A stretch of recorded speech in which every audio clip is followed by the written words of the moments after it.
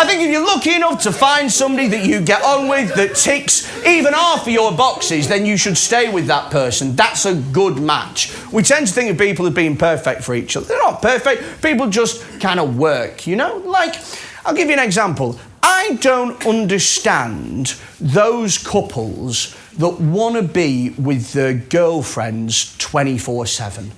Like, I want to see my missus about 18:2. 2 days a week, 18 hours a day. Friday, Saturday, have a break between 11 and 5. That would totally work for me. Because if we're around each other too much, we start to argue a lot. We don't have any children together, but we've got a dog together. And people say that having a dog is a good practice for having a child, because people aren't as bothered if you accidentally kill it.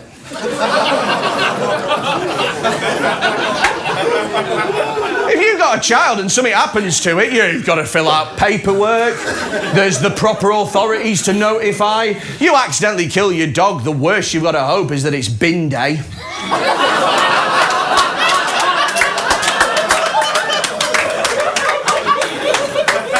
We have arguments about our dog all of the time. Like, the other day we had an argument about dog grooming. Like, I mean, like, you know, I don't mean like going online and like, I am a 6-year-old Dachshund looking for fun. I mean, like,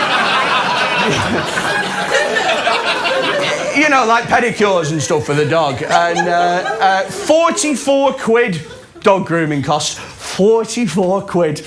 And she thought that was a great investment.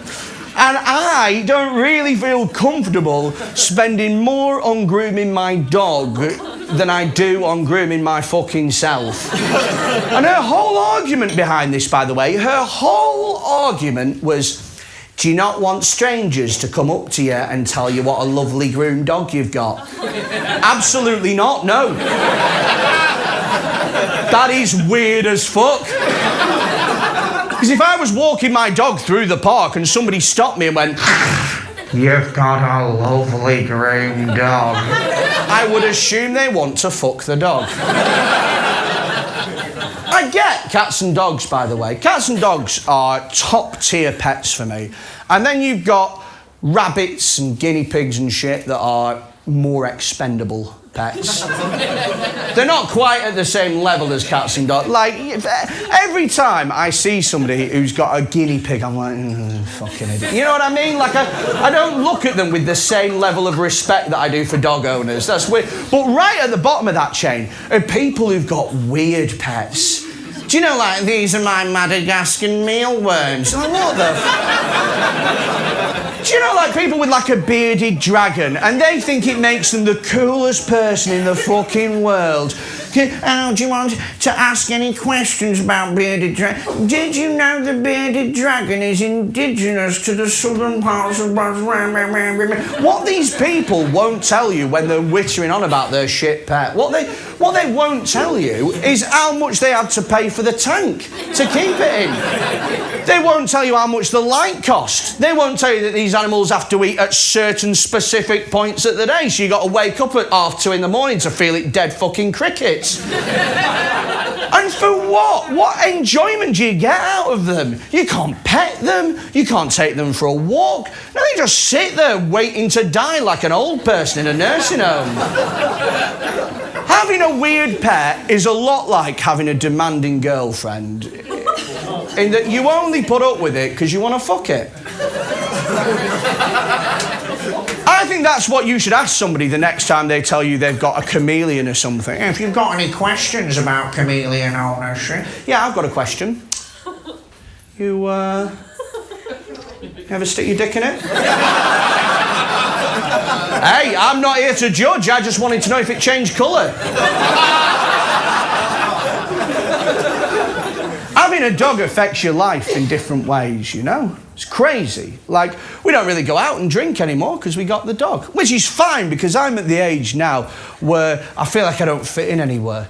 You look at all these people nowadays in these trendy nightclubs and bars. I don't have anything in common with those people. My friend took me to an R&B club the other week. Oh my God. If your idea of a good night is just Sean Paul and Fat Man Scoop being played over and over and over again. You'd love an R&B club. R&B clubs are just white girls trying to get black guys, black guys trying to get white girls, black girls getting pissy with all the white girls for stealing all the black guys, and me in the middle going, you got $100 bill, get your hands up.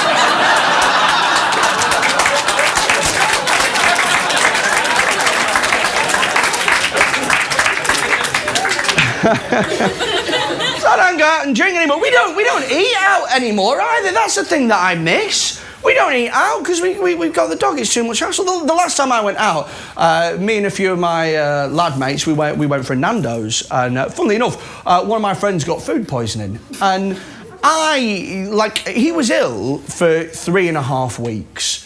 And I thought that if you caught food poisoning, it was like a 1 or 2 day thing max. But he was really ill. He was in hospital. He was bedridden for most of that time. I mean, he's all right now. He's walking about and stuff. He's fine. But when I saw him for the first time, after such a long time out, I looked at him. He looked like a completely different person. His face was all thin. He was all gaunt. I saw him. I was like, mate, how ill were you? And he said something that I've never heard anyone say before. He just went, too ill to have a wank.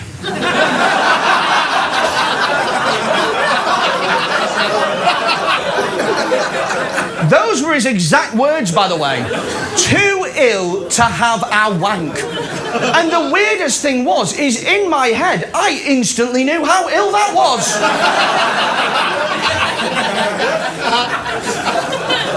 I think that's a term that we should all start using.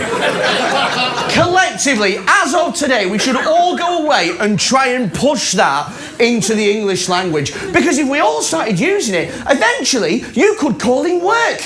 You could ring a sick day in.